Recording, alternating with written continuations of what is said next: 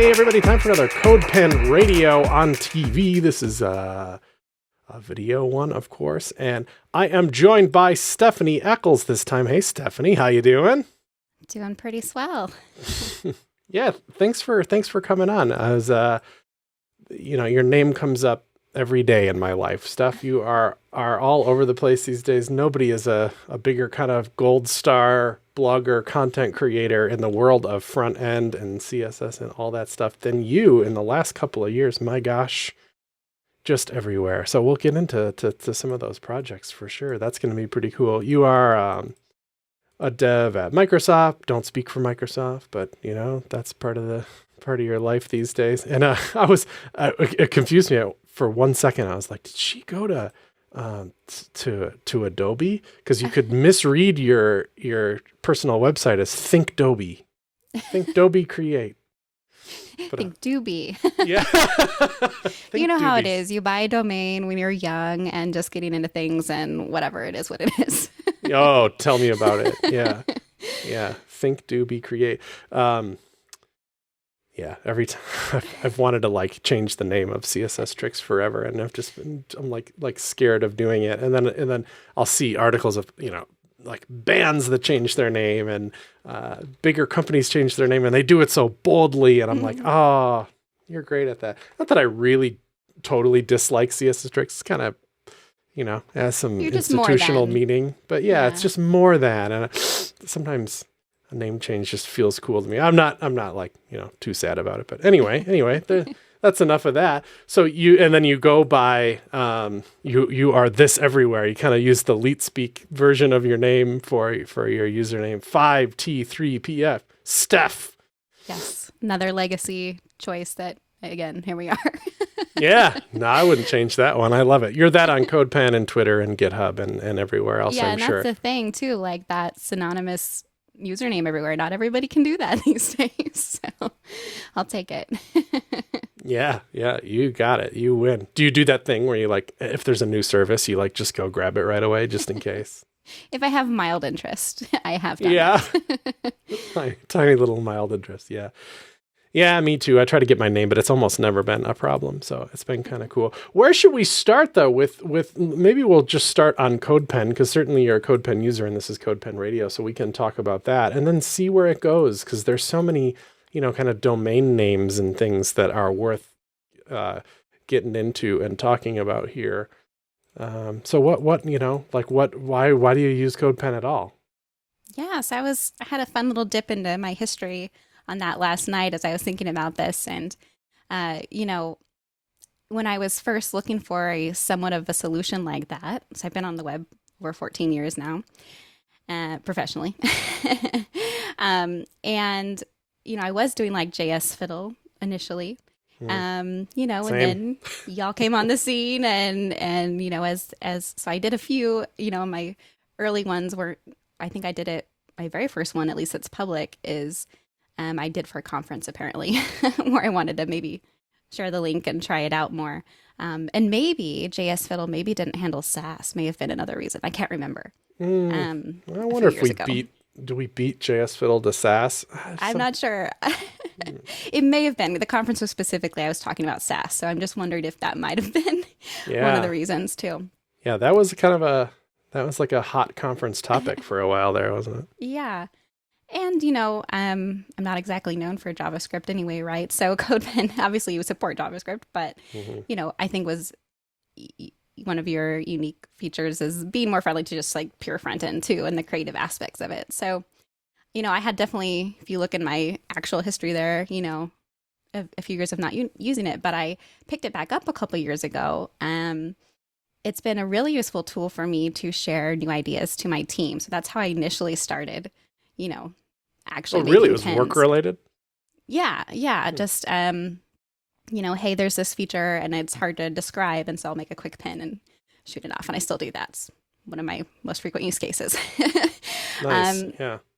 But then, and then when I started about a year ago, a little more than, I kind of wanted to get back into the web community. I was kind of out for a little bit, do the new mom thing.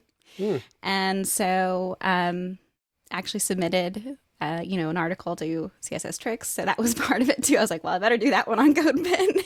Um, Yeah, we're kind of and, jerks about it. But yeah, stuff like that. And then the other one that makes me laugh is, there would be one to, is kind of fun was, I think it was for one of the challenges, like a retro challenge at the beginning of the last year. Yeah. Or towards the beginning, and doing the mock like MS-DOS screen. And that was my first picked pin, which I think I kind of jokingly teased about it on Twitter, and then you guys did pick it. But honestly, that was like a pretty big deal to me, and motivating. And I imagine it is for a lot of folks that, you put your creative baby into the world, and even if it's silly, it's fun to get a little extra eyes on it. So yeah, absolutely. That's it's gamified Codepen in that way just a little bit, because it's public metrics to see your hearts and your views and all that stuff. Yeah. I have that same, that's the same with me, or early days sharing anything at all, before Codepen even existed, like getting a like on Dribble or something. I'd be like, yeah. And then it snowballs, or it can for some people. It'd be like, I'm going to make more things and share more. And it just bites for some people. It sounds like it maybe got you. Yeah. Yeah, for sure. And then, as I started writing, then it was, of course, very easy to embed that. I started on Dev Community, and of course, they support that as a native embed. So, of course, that's useful and handy. Then, so you wrote on Dev for a while, or initially. So moderncss.dev, I initially started that just on Dev, eventually bought the domain, and was feeding it in, kind of using Dev as a headless CMS kind of a thing, which was also sort of accidentally my intro into Jamstack. And oh, no kidding. That. Are they still over on Dev too, or did you just like move them, or do you just like publish in both places? Yeah, I was publishing both places until just a couple months ago. So my other big thing is 11D, the static site generator. Just a small fan of that one. And so I finally moved it over, and partly the reason for that was wanting a little more control over how I presented my tutorials, just to make them a little more actually natively embedded. So just given what I wanted to start teaching about and demonstrating. So. Yeah, it's kind of cool that like Dev is really friendly with what you can do, but still like that means that the like markdown is essentially on their site as the source of truth, not in your repo or whatever, right? Exactly. So I was having to do some kind of interesting things, since it wasn't actually CMS, to like tag content and stuff in a way that I wanted in my site. So, Yeah, right. And you wouldn't want like two copies of it. Yeah, I get it. It's tricky. Even Codepen had a blogging feature for many years that was eventually deprecated just because I don't think it was serving the needs of what people wanted to do with it all that well. I mean, some people, sure, but like all in all, it was like tremendously low usage product. Yeah. And we're such a small team that sometimes things just gotta get cut, Yeah. It's not like we deleted the blog post. Any blog post is still there. It's just kind of, it's just not hugely... there's no big new post button anymore. Kind of cool. Okay, so I didn't realize that moderncss.dev, that's one of your big projects, at least that I associate with you. Really super cool project. It's like, is it done, do you consider? I know it's kind of like a blog, right? You write things on it. The idea is that you wrote solutions for old CSS problems, which is awesome. So some kind of thing that people might have in their mind, oh, this is how you do it. I don't know. You float a column to the left, you float a column to the right, or something like that. And you're like, hey, look, there's better ways to do that now. What a good idea for a blog. But then it like, they're numbered, right? It almost looks like a advent calendar or something. That's why I'm asking you if it's done. Yeah. It does kind of give that vibe now that we're up to almost 30 there. Yeah. I mean, I did set out with it being a series, in the sense that at the end of the day, yes, they all fit under that umbrella of an audience. I have a very particular audience that, like you said, essentially maybe they haven't looked at CSS in a while. Maybe they've been so reliant on older tool sets or legacy team, code that they just haven't looked into it. But hey, we're in, the modern web. We have so many devices to deal with. Everyone's becoming more aware of accessibility, all these things. I just sort of imagine, and from my own experiences on teams, that folks are starting to seek out, what is actually the better way to do this. And I'm not saying I have the perfect answer, but I'm hoping to give you more tools that will prepare you to approach similar solutions. Yeah. That's tremendous. So obviously we'll have links to all these things in there. You should probably read every single one of these posts, people, because they're really well done. So it's a blog structure, right? But it's not your only blog, as your personal site has a blog, and there's starting to be more and more of the. I'm wondering what order did they happen in? Because there's stylestage.dev that you work on, and you have a podcast yourself called WordWrap at wordwrap.dev. There's all these sites, and they all of them have a little bit of not, they look different, but you can tell that you did them. There's a little Stephanie stylistically, I feel like, which makes it no wonder to me that you're such a fan of 11D, because it's like when you work on so many different sites with a certain style, a certain way of building a site, I think you get attached to that tool in a good way, in a positive, like I'm really efficient with this tool kind of thing. And then of course you don't just use the tool, but now you talk about the tool too. Yes. So you teach that particular tool. I mean, that echoes my own life in the, I used to make so many WordPress sites, and I got attached to that tool and then started teaching people WordPress itself. And it was the same kind of journey, but just a different site building tool. Yeah. It's funny, if you'll allow me a small tangent. Sure. That was one of the ways I think I found you via digging into WordPress way back. Oh, sure. Yeah. So I have a 10-year history of WordPress too. And so strong, fond memories there. But it is partly why I love 11D, is I can mold it to fit some of those patterns. And like you said, then that gives me a jumping off point. I literally call it my enabler, because it does enable me to, I have an idea. Okay, let's do the idea. I'm not on the hook for hosting anymore, because Jamstack is free unless you're having outrageous traffic. Yeah. And I'm just on the hook for domain and my time. So yeah, isn't that's the freeness of Jamstack is pretty nice. Thanks, Netlify, huh? Yeah.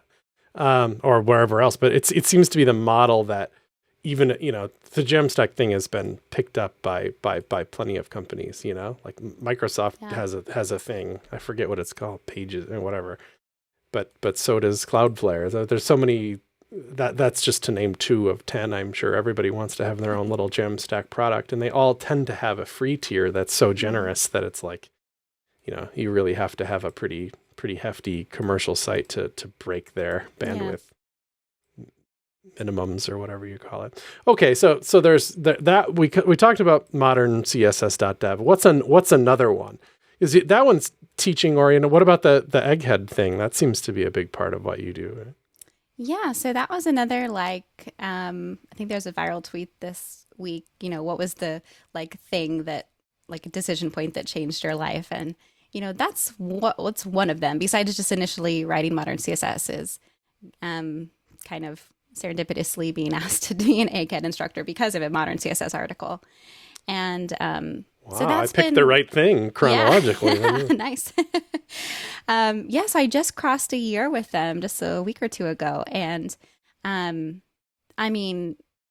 crew. They definitely have, a very particular way that they go about video teaching, and it appeals to a lot of folks. It appeals to me as an instructor. You make kind of bite-sized videos, and you can make a collection of them, or it can be one-off, and either way it's helped me grow as. Is that right? They really encourage that, the 2-minute style thing or whatever. Yeah, the idea is thinking of it as a single commit, so which is really helpful to frame around and teach around. And so just for me, it definitely, I sort of wanted to do the teaching thing. Modern CSS didn't initially, probably, I don't know if I have the tone of teaching necessarily in the first few articles, and I think that's evolved.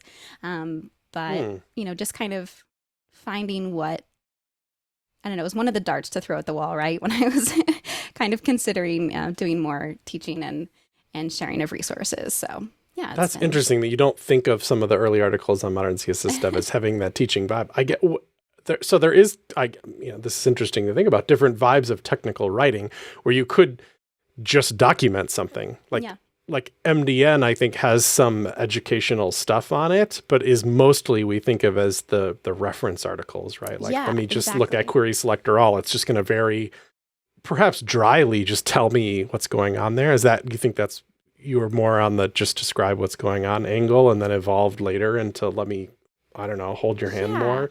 Kind of like, I was definitely, for writing specifically, to talk about finding your voice, right? And so partially it was, I want to make sure that information's understandable. I had audiences in mind. I can't help but have audiences in mind because I have a degree in advertising and spent part of my career in marketing. So it's just how I approach things.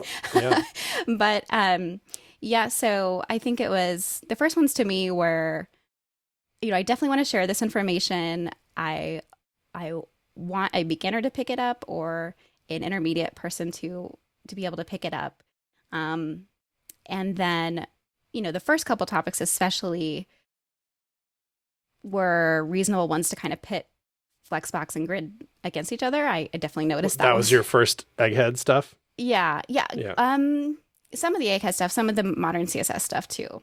Yeah, but I think that was kind of a theme as people would ask me too. Which one should I use when they started getting, approaching my content and, so God, I wanted to represent both those. I still don't have a good answer for that. Yeah, I know. I don't either. And that's why I wanted to do the pros and cons thing for these kind of my huge thing on modern CSS is making sure they're practical things.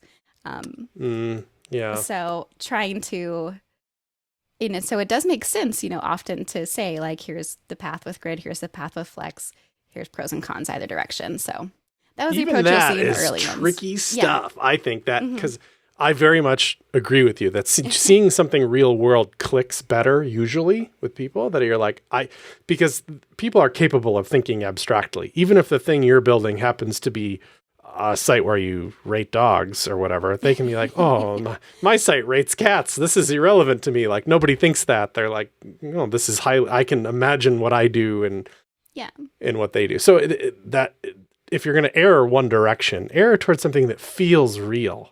Because there's way too much technical content that does the opposite. If it's abstracted too far and it doesn't feel real. That's not to say that sometimes abstracting so that you're not distracted by reality sometimes works, but it's a fine line of when you go which way, Yeah.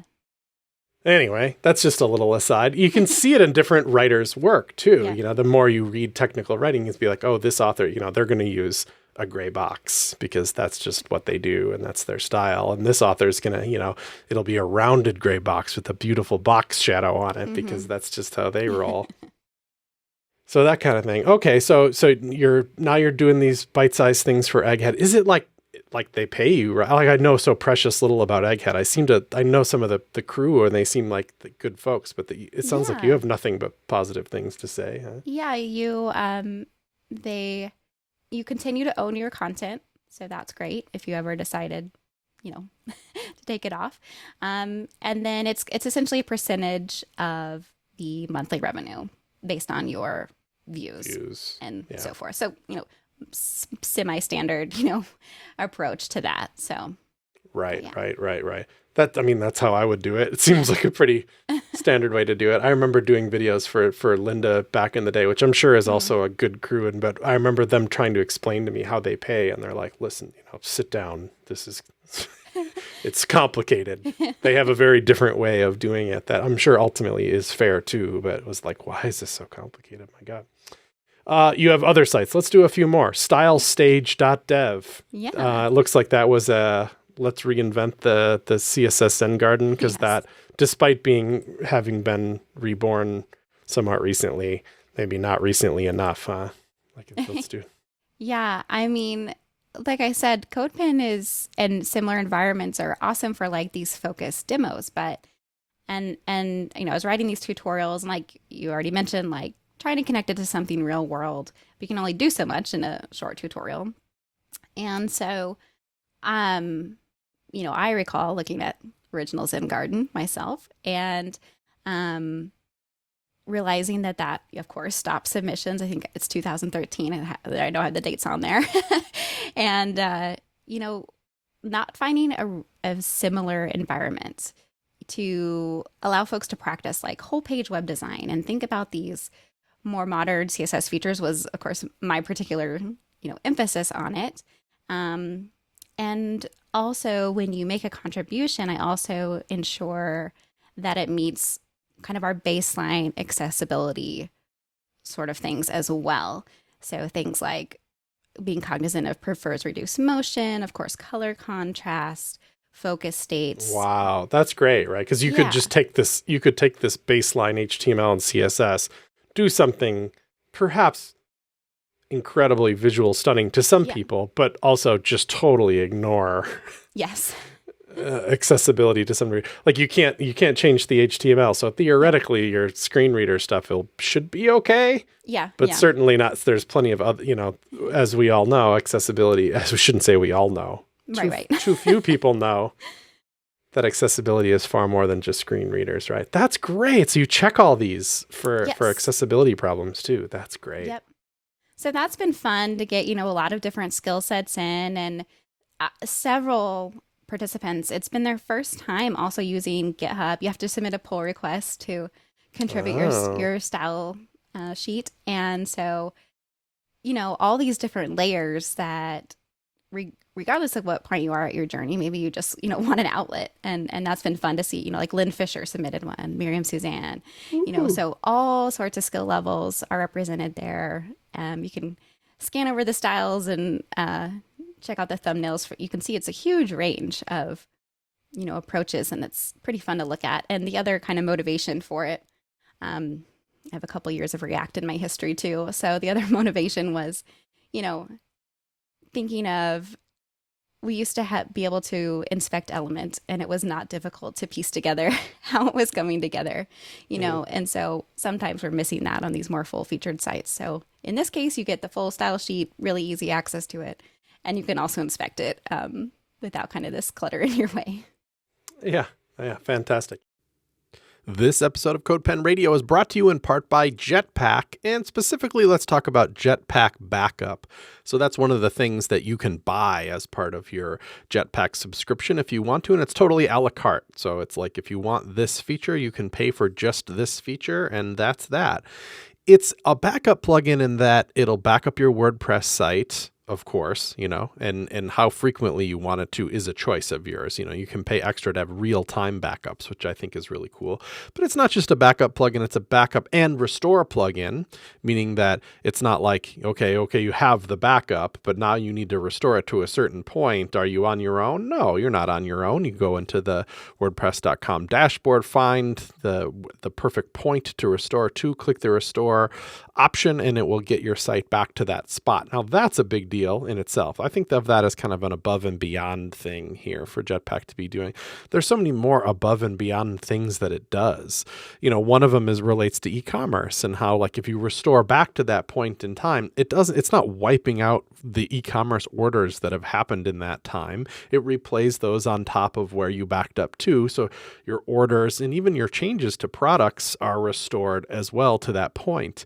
That's really good, to know that you can restore your site to a healthy place and not lose your e-commerce activity is an above and beyond thing that I really appreciate that they do. So thanks so much for the support, Jetpack and Jetpack Backup. And it's built with 11D2, surely, yeah? It is, yes. Nice. So at what point, how many 11D sites do you have under your belt where you're like, I'm going to start actually like making tutorials and sites and stuff around 11D itself? Yeah, good question, because what's interesting about that is from doing modern CSS and then Style Stage in particular, I gave myself a 1-week deadline to create that and publish that. And part of the reason was to get myself over the fear of pushing publish.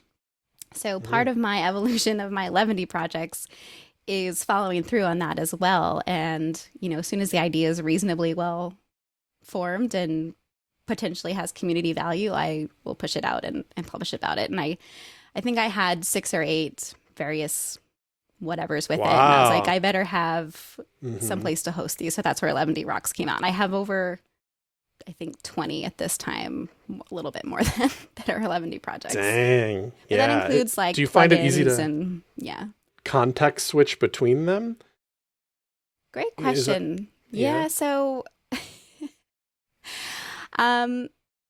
again, so parenthood plays a big part in this, in that I only get about 2 or 3, depending on how late I'm willing to stay up, hours, a day to work on these things. Right. So consequently, I'm usually focused on one or at a time. I use like Notion to sort of loosely string together to-do lists. But yeah. I'm just imagining, because there's like that in 11D, there's like a .11D file or 11D.js or something that has a bunch of like helpers and stuff. You're like, oh, this is a blog, so I need to have a collection of blog posts or so. 10 times more about 11D than I do, but I dabble, or I try to. And then there's like, sometimes you find yourself with helpers in there, this is like a date formatter or something like that, that like, wonder if you like, the temptation for me would be to force all of these 20 sites to have like, maybe I'd even publish my own NPM module or something so that they would have the same set of helper stuff, so that I didn't have to like think about it across site. I just know what I have. Yeah. I mean, I think I don't know how many starters I have. I mean, right now that's kind of the 11 Don't thing. say 20. Yeah. There's like, because there's not really themes, but there is the concept of starters. So like, right. Fortunately, GitHub, I don't know when they actually enabled like the templating functionality versus forking it. Thank goodness, because otherwise, it's harder to copy your own stuff and reuse it. So I make templates of the starters, and like I have one that's only Sass and no other opinions. And then I have ones that are slightly more featured, like have an RSS feed already and things like that. So yeah, I find that funny about 11D, about how like your opinion is Sass, but even that, I'm sure how I've done Sass on an 11D site, which I have, is different than how you did it. Like you could throw gulp in there and have gulp to it, or you could just have an NPM script that runs a watch command or something, or you could just be like, I don't know, I use CodeKit because I have a Mac and I just put a .codekit file in there. It's interesting. It is but like WordPress doesn't help you with Sass either, but then there's other projects that really do, like I think if you pull a Next.js project, I think you can just like name your files .sass and it just works. Don't quote me on that. I'd have no idea if that's actually true, but yeah, it's interesting. Because the philosophy of it is it's Zach, right? I mean, I know there's contributors, but he kind of steers the ship of 11D. So it philosophically has to align with what he sees fit for it. And interesting. Yeah. All right. Well, there's so much to talk about. There's so many more URLs. I promise I'll put all of them in the show notes. Is there anything else you want to kind of mention or tell the world or shout out or tell them how cool Codepen is? Or... It is. I joined when Marie joined the dev team on their Twitch. They're talking about how kind of benefits of Pro. And so I'll plug Pro because that's how like I said, I mostly use it, or most frequently. I have more pins that are private because they're like sharing just quick ideas with teammates. So I will, represent that. I've heard that from so many people. Their secret hive of private pins. Yes.